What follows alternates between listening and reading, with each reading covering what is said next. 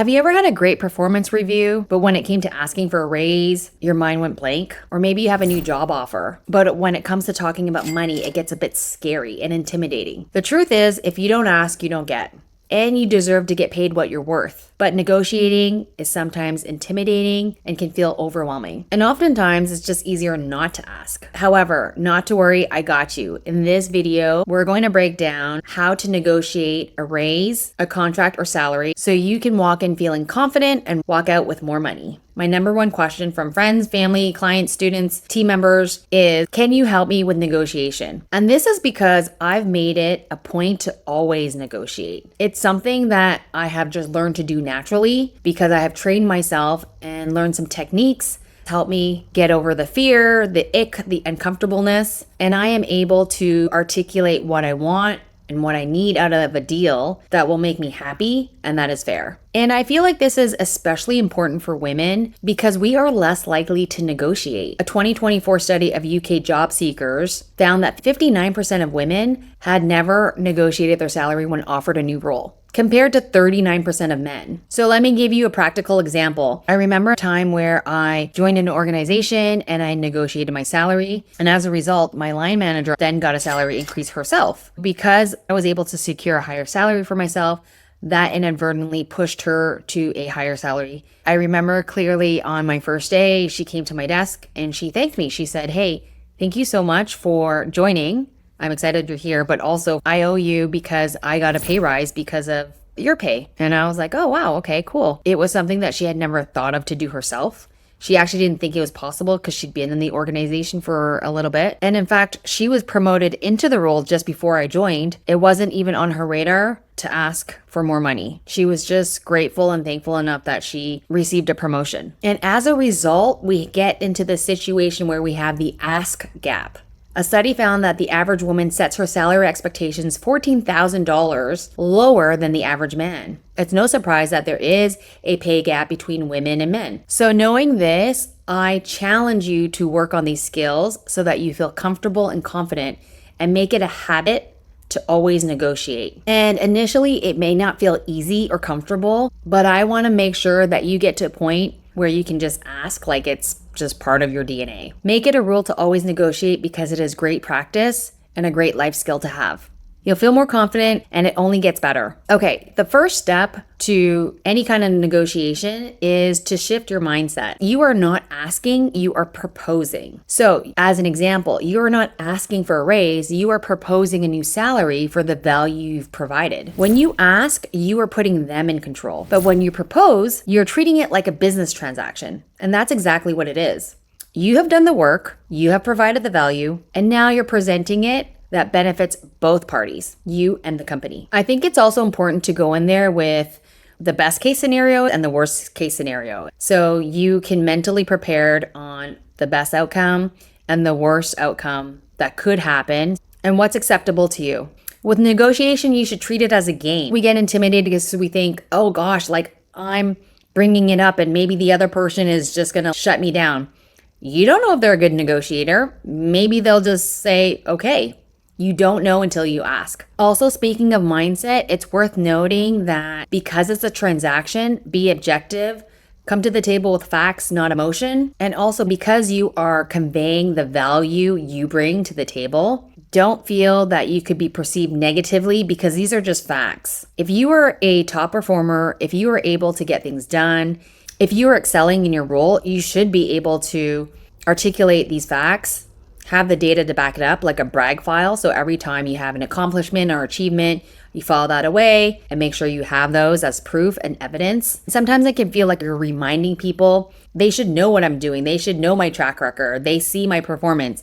And oftentimes people forget or people need to be reminded and you need to remind them. You have to get comfortable with articulating your value that feels authentic to you. So you need to remind them in the way that they're like, oh yeah, she did save us from that crazy ass project. Or, oh yeah, you know what? She was instrumental at leading the team. Or she did solve this problem. Or she did step up with that report. These are things that people often forget and take for granted, but make sure they know. You shouldn't feel afraid to articulate these facts. Because that's just what it is. You're doing a good job and you want more money. You want to be compensated and acknowledged. And there's nothing wrong with that. Another barrier for women with negotiating is how they will be perceived. I've been there too. So sometimes you just feel like, am I being difficult? Will they think I'm a diva? Do they think I'm greedy? Am I too demanding? Is this ungrateful? But let me tell you, as someone who has been on both sides of the negotiating table, anytime someone negotiates, whether it's successful or not, it shows that you have the confidence in yourself. It shows that you're assertive enough to stand up and articulate your value. And it shows that you're brave. You're courageous enough to be able to come to the table and propose something that works for both of you.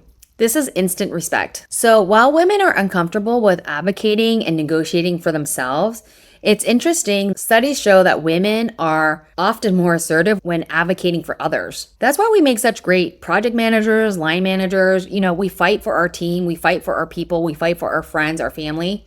And this clearly shows it's not a lack of skill, but rather a contextual barrier tied to negotiating for yourself.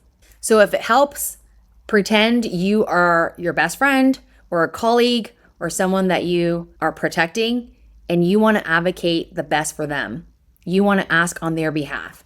Think of your next negotiation as paving the way for someone else, another woman who can benefit from your example. Give that a try and let me know how it goes. And also, if you encounter any objections, just be prepared for them. When you're negotiating, always come prepared with some data. Whether it's understanding the industry and baseline salaries of a job that you are applying for, or creating your own brag file. So this is a list of all of your accomplishments and achievements that you can easily articulate and show positive feedback and successful performance. So when you get to the table, you won't be relying on your feelings, rather facts. So for example, when I managed X project, I was 2 weeks ahead of schedule, and that resulted in a 10% cost savings. This shows incredible value in time management. Or you can say, when I did some research on the baseline salaries for this role, it falls within this range. I'd like to be in the middle or top end of that based on the experience I bring.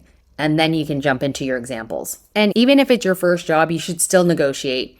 You may not get the results initially because of your lack of experience, but the whole point is you're establishing yourself and your brand as someone who advocates for themselves and as someone who is assertive enough to ask. That shows leadership skills. Besides being prepared with facts and figures and data, when you're preparing for a negotiation, prepare your pitch. Make sure you practice in the mirror, make sure you write it down, make sure you have talking points and any rebuttals that can come your way so that you're quick on your feet and you can respond to them effectively. State your value confidently and clearly. So remember, because it's a proposal, they can come back with a yes or a no, and there's always still room for negotiation.